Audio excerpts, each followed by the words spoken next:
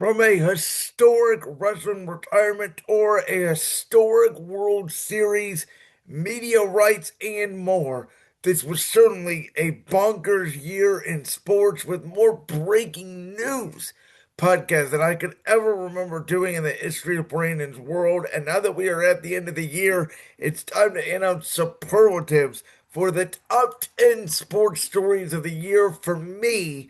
This is going to go in order from number one to number 10. And a quick note here, we are recording before John Cena's final match. I am recording this on December 6th, 2025. So anything big that happens in the sports world over the course of this Merry Christmas special, most of it was recorded between December 3rd and December 6th of 2025, just for clarity and accuracy. But let's start with the top 10 sports stories of the year. And number one, I've been ending it so far as we kicked off this Merry Christmas special.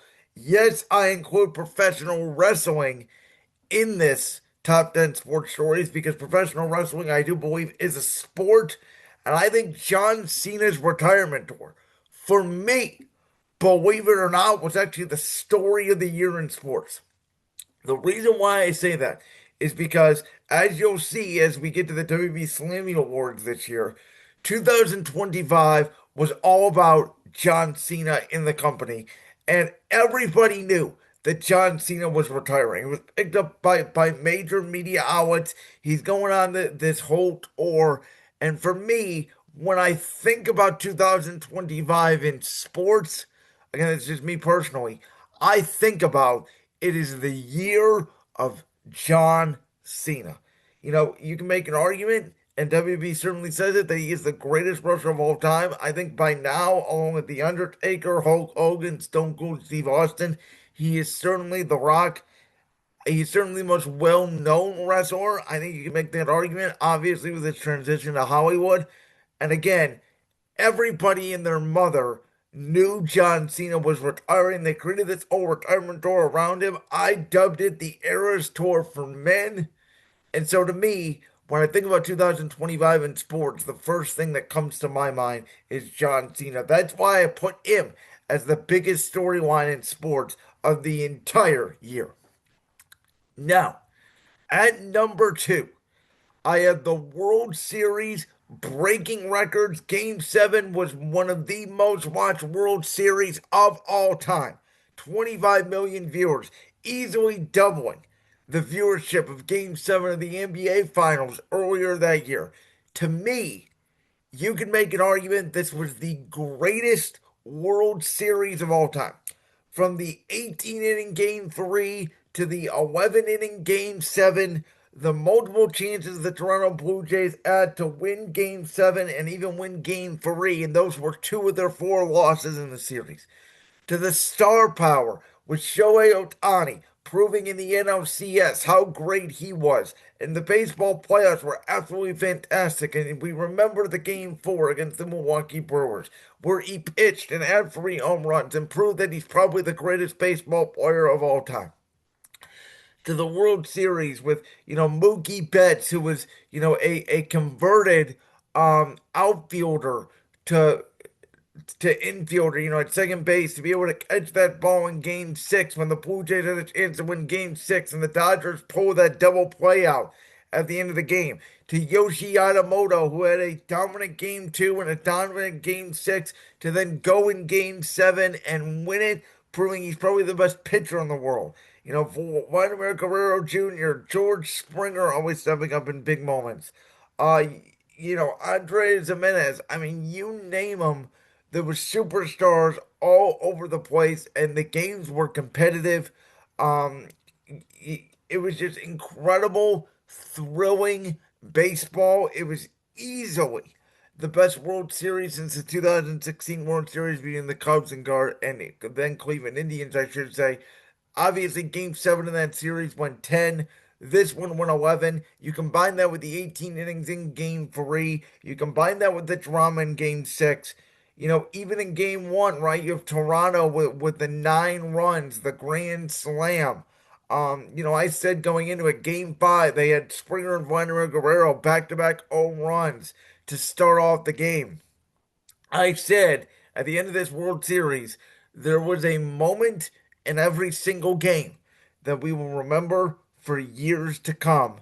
Obviously, Freddie Freeman, and then Game 7, you have the Max Muncy home run, and you have, the home run by Hernandez to tie the game in the ninth inning, off Toronto. I mean, it was an incredible World Series that will not be forgotten for a long time.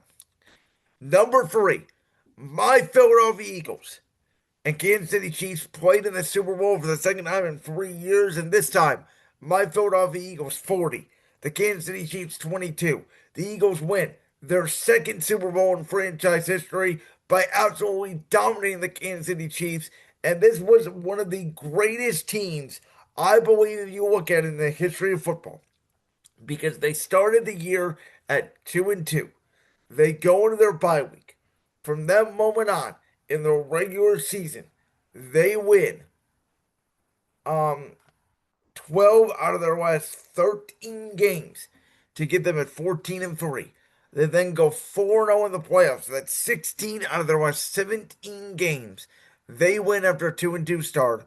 The defensive line, led by Josh Sweat, Nolan Smith, Jalen Carter, Milton Williams, Jordan Davis, Jackson Hunt, Mora Jormo, just completely took apart that Kansas City Chiefs defense. You have the pick six by Cooper DeJean, Darius Slay, and Quinyon Mitchell are also in the secondary on that team. What Zach Bond, who was the leading linebacker in football that year, what he did to transform that defense, and then Jalen Hurts being sensational in the Super Bowl once again. Touchdown to A.J. Brown, the famous dagger play to Devontae Smith, Saquon Barkley capping off his 2,000-yard season with a Super Bowl ring, one of the best seasons by a running back of all time, the best offensive line of all time that just wore down the Chiefs. And this Eagles team was an absolute machine. And in my opinion, again, you look at their body of work, they are one of the best football teams for one season ever put together, I believe. At number four, even though there were doubts, the Oklahoma City Thunder completed a historic NBA season. By that, of course, they win 68 games, and this year they're even off to a hotter start. And I think there's a real chance they could break the Golden State Warriors 73-9 record. The reason why I put this at number four is because I think there's a chance the Oklahoma City Thunder, we could have seen the start of a dynasty. Shea Gilgious-Alexander, with the way he's averaging the points, and again, you call him a free throw merchant all you want, but the stats are the stats. And again, I'm not defending SGA because I do think he's a free throw merchant. I do think he gets a lot of calls, but the stats are the stats. And if the Thunder go back to back again, we absolutely need to have the conversation, I would believe, for Shea Gilgeous-Alexander being the best player in the world. And the Thunder had an all-time historic point differential. They were one of the best defensive teams and one of the best teams out scoring people in the history of the NBA. And yes, it did take 7 games. It did go to a game seven. It was a tremendous run by the Indiana Pacers led by Tyrese Halliburton. But in a world where the NBA now is all about parity, the Thunder were a dominant team from start to finish. They were one of the best teams, and the numbers say historically they were arguably out to the 73-9 Warriors and the 72-10 Chicago Bulls, the third best team in the regular season in the history of the NBA, which is really hard to do, which is why they're so far up on this list. Number five. This is where, the championships are sort of done. Now we can get into the bigger stories, if you will, of the year that were covered by the media. And I think it's in the top five, absolutely, is the Shedeur Sanders saga. We're going into the draft. There's many debates around Shedeur Sanders, obviously. Will he be the number two pick overall to the Cleveland Browns? Well, that was quickly answered when the Browns traded back to number five. Then the thought was, okay, at number five, if he's there, are the Browns going to take a quarterback? At number six, if he's there, are the Raiders going to take a quarterback? Giants, they trade back up to number 18 in the first round. Okay, there's only one quarterback been taken. It was Cam Ward by the Tennessee Titans. Is this where Shedeur Sanders is going to go? No. They picked Jackson Dart instead. Okay, number 21. He's going to go to the Steelers. First year. Shador Sanders, mid first round pick, is going to be perfect. He's going to sit behind Aaron Rodgers for a year. And remember, Aaron Rodgers hadn't even signed with the Steelers at that point. No, they take the defensive lineman Derek Harmon out of Oregon. Then we get to the second round. Shador Sanders, still not taken. We get to the third round. Shador Sanders is still not taken. And Mel Kiper Jr. is adamant on ESPN television that there is collusion going on, that he had Shador Sanders rated as the best quarterback in this draft, even over Cam Ward. He doesn't understand what's going on. We get to day three of the draft, and there's rumors that if they're in position, the Baltimore Ravens, maybe even the Philadelphia Eagles, would take him. The rumors start piling out about how Shador Sanders bombed interviews, especially with the New York Giants, and that the NFL is now essentially blackballing him. That the be legendary stuff in his draft room did not go over well with NFL owners and general managers, and we know how much the NFL is a brotherhood. And then in the fifth round, after taking Dylan Gabriel in the third round, who many people projected would be a fifth round pick, the Cleveland Browns select Shador Sanders. And there is the classic look on the face of Andrew Berry and Kevin Stefanski, which is, oh my goodness, what did we do? And then we get to training camp. And it is being reported that the Browns, who already have Joe Flacco, Kenny Pickett, Dylan Gabriel, and Shador Sanders, and you can make an argument, even Deshaun Watson, who was still recovering from a torn Achilles, that Shador Sanders was the best quarterback in preseason. And then guess what? They're not going to play Joe Flacco in preseason. Well, Kenny Pickett and Dylan Gabriel get hurt, and in Shador Sanders' first preseason game, he absolutely lights it up against the Carolina Panthers, leading to people like me who've been calling it since the draft that I don't know how good Shador Sanders is, but he should start week one against the Cincinnati Bengals. And then he doesn't play in the second preseason game because he gets hurt. Plays in the third preseason game against the Rams. Looks like an absolute disaster. And at that point, we don't even know if Shador Sanders is going to get his chance. And Dylan Gabriel jumped over him, and Dylan Gabriel looks terrible. And there's calls for Shador Sanders. And Shador Sanders comes in week 12 against the Las Vegas Raiders.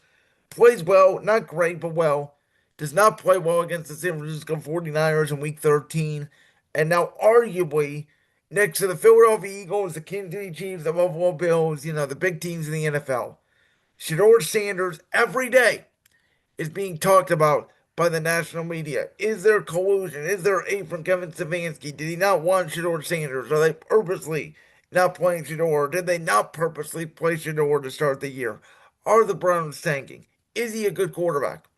We've talked about this man, Shador Sanders, now almost every day on a weekly basis for 8 months.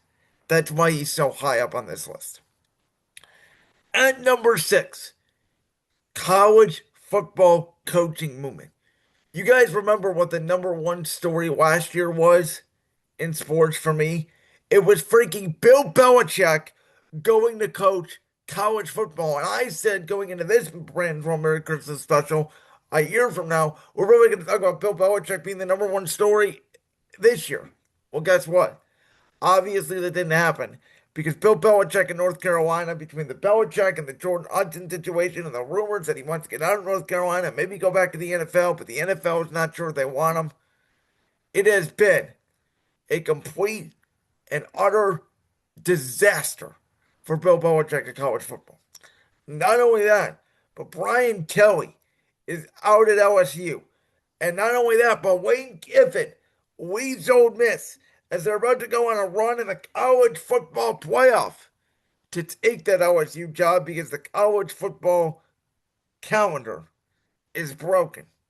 And Matt Campbell just leaves Iowa State to go coach Penn State, who obviously fired James Franklin, who is now at Virginia Tech because James Franklin could never win the big game. College football is slowly turning into the NFL. The coaching movement is real. Whether Bill Belichick is one and done in North Carolina, we don't know.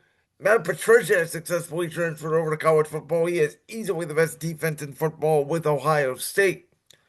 But Belichick thought Him and Mike Lombardi thought they could come in, they could use the transfer portal like free agency and turn North Carolina around in a year. And from Belichick being the old grump and no one seeing him being able to go in kids' houses and recruit, to the old Jordan Hudson situation where there was an HBO Hard Knock situation that was canceled, and her being in the background in a Belichick CBS 60 Minutes interview that was cut off. It's been a weird year for North Carolina. Obviously, Penn State new coach, LSU new coach. Now Ole Miss is going to need a new coach. Just like when Brian Kelly left for LSU and Lincoln Riley left for USC and Mario Cristobal had to join Miami, which allowed Dean Lanning then to go to Oregon. It's been another wild circus in the college football coaching movement. At number seven, we're going to go to WWE, NBA, UFC media rights, and Major League Baseball as well. And I'm going to combine this with the fact that Netflix just bought, reportedly, Warner Brothers Discovery. So let's look at the media rights. We talked about this a ton this year because there were a lot of changes. For the NBA, they leave TNT. And for the first time since 2002, the NBA is back on NBC and Peacock as well. They retain their deal with ESPN, which still includes exclusivity to the NBA Finals. And they add an Amazon Prime as a streamer. And now the NBA is on broadcast with NBC and ABC, streaming with Amazon Prime and Peacock, and cable television with ESPN. And they are on 7 days a week. There's a primetime game every single night. The NBA viewership is through the roof because of this, because there's better access to the NBA. Not saying it's a better product, but the NBA moving to NBC felt like a big deal. NBC has made the NBA feel big. Amazon Prime is an incredible coverage, especially in their studio, and you can tell they've learned from their NFL. When they just started out, they've grown tremendously over there. And ESPN looks like the weak link to me in that partnership. For WWE, not only was this year the start of Monday Night Raw on Netflix, which has created the ability for people to watch WWE whenever they want, the ratings don't necessarily matter anymore. WWE ratings are up on Netflix compared to the USA Network. But WWE moved their PLEs from Peacock to ESPN's new direct to consumer service, which I still don't really know exactly what that is, but it's allowed for WWE to be mainstream. Now WWE superstars are all over First Take. The PLE ads are all over college football games and other ESPN programming. It's been a real culture shock as WWE got a huge deal to fulfill their Peacock obligations early, leave Peacock to go to ESPN for their PLEs, but keep Peacock for WWE Saturday's main event, as it has now moved off the traditional NBC outlet and has gone to streaming completely. That was, of course, following the Goldberg debacle on WWE Saturday Night's main event back in July. UFC is now moving from that ESPN Plus slash direct to consumer service. They're going to go to Paramount Plus for the standard price. You're not going to have to pay an extra $50, $60 to watch a UFC pay per view, which again, I think access for that is big. I think it's going to grow UFC a ton. You have Major League Baseball opting out of their deal with ESPN. ESPN is no longer going to be the host of Sunday Night Baseball for the first time since 1990. It's going to be NBC, who now, along with Sunday Night Football, Sunday Night Basketball, is now going to have Sunday Night Baseball. 52 weeks a year of Sunday night sports, I think is great. You're also going to have Netflix now take over the Home Run Derby. ESPN then will still have some games, but they will take over the MLB.TV service that broadcasts a lot of these local media games, including my Cleveland Guardians. And you're going to have NBC take over the leadoff spot on Sunday mornings, which has been successful for baseball, as well as the wild card round. So NBC and Peacock is getting back in the baseball game, which is huge. Netflix dipping their toes in the water. ESPN still having some games, but not much. And then you still have for a few years the Fox TBS playoffs and World Series agreements. And then Warner Brothers Discovery getting bought by Netflix, in my opinion, is a major story that's not being talked about. Because if this deal goes through officially and Netflix takes over, not only is Netflix going to merge with HBO Max and HBO Max won't be a thing and Netflix will probably raise their prices, but for wrestling, with Netflix having exclusivity to WWE and their content with Raw and the other content that's on there, what does this mean? And by the way, it could mean the WWE Network as well, as that's going to leave Peacock at the end of the year. What does this mean for AEW? Because they're not going to be able to stream on HBO Max anymore. Will they move to Amazon Prime? What does this mean for TBS and TNT? What does this mean for TNT Sports and TBS Sports? I just talked about the MLB and TBS. What does that mean overall for them as a whole? And obviously, TNT now has college football coverage as well. So we will find out in due time. And number eight, Cooper Flag helps draw the March Madness tournament. And I believe the fact that due to NIL, with March Madness now having stars, we see Carlos Boozer star, or son, excuse me, now starring this year in college basketball. With these stars staying in college basketball for 1 or 2 years, not necessarily getting the all one and dones, I believe the March Madness tournament, with more superstars entering the tournament, will continue to grow. Duke was a dominant team this year in college basketball, but we also had Auburn. We also had Florida. We had very good teams this year in college basketball. Made for a really fun tournament. It's always great when you have some blue bloods and when you have some upsets. And this is one of the most successful NCAA tournaments.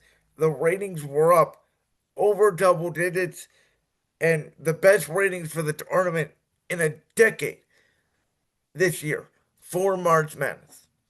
At number nine, for me, the NBA All Star weekend is now completely a disaster. The dunk contest is led by a guy who is in the G League and Max McClung. The 3-point contest is nothing special anymore. You're just watching guys shoot because that's all they do is shoot threes. The skills competition is severely watered down where you have this team challenge. You have people participating in these challenges that aren't even all stars anymore. And then the All Star weekend format, which was just, you know, a group of four where you had three groups of all stars, then you had the Rising Stars team, and they had a four group of tournament, and they had to play to a target score. It just didn't work. It was boring. Sure, there was a little more defense at the end, unlike the 2024 All Star game, which was a complete and utter train wreck where there was zero defense to be played. But the NBA All Star game now is not taken seriously at all. I don't think this round robin format of USA versus the world is going to work, though it is going to be on NBC this year. I'm interested to see its format in 2026. But I do not think this is going to be a fix of the All Star weekend. I've been calling it for years. The NBA needs to make a significant change, which is either offer compensation the way they do for the NBA Cup, or completely abolish the NBA All Star weekend. And obviously, it's an advertiser and a moneymaker, so they're not going to do that. And then at number 10, the NBA culture is changing, right? Out the door is LeBron James and Steph Curry and Kevin Durant. And in comes Anthony Edwards and Tyrese Halliburton and Shea Gilgeous-Alexander and to some extent Nikola Jokic. This is a new age NBA where we have not had a champion go back to the conference finals since the 2019 Golden State Warriors did so. It's a wide open league. The regular season does not matter much anymore. People are resting. The Cavs have gotten fined twice for resting players on national televised games. The NBA is trying to stop world management, though it's not working. There are way too many threes being shot. The last 2 minutes of a game take forever. And again, while ratings are up because of this new media deals, it does not mean that the NBA product is improving. I said it in March. When you watch the NCAA men's college basketball or women's tournament, or even the WNBA, which again last year, remember, Caitlin Clark was the big story of the year. And again, without Caitlin Clark, talk of the WNBA has disappeared. Gee, I wonder why. But when you watch those leagues and you watch today's NBA, I find the NBA repetitive and I find the NBA boring. I don't think any team has any different style of play. It's one edge, it's dribble, it's shoot a three. There is absolutely no defense being played. Stars are not being played in big games. And to me, it's a problem for the NBA. Yes, the culture is changing and there is more talent than ever, and we are seeing the birth of young stars, but they are not being promoted the way they should. And I even believe that Major League Baseball has taken over the NBA in marketing, words that a decade ago I never thought I would say. So those are my top 10 sports stories of the year. Number one, John Cena's retirement tour. Number two, the World Series breaking ratings. Number three, my Philadelphia Eagles once again becoming the reigning defending undisputed world champions in the National Football League. Number four, the Thunder completing an historic NBA season with their first NBA championship. Number five, the Shador Sanders saga. Number six, the movement of coaches in college football. Number seven, Netflix buying Warner Brothers Discovery in the NBA, MLB, WWE, UFC media rights, new deals. Number eight, Cooper Flag and crew helping the March Madness tournament ratings reach new heights. And number nine and number 10, not only is the NBA All Star weekend turned into a complete disaster, but the NBA culture has changed.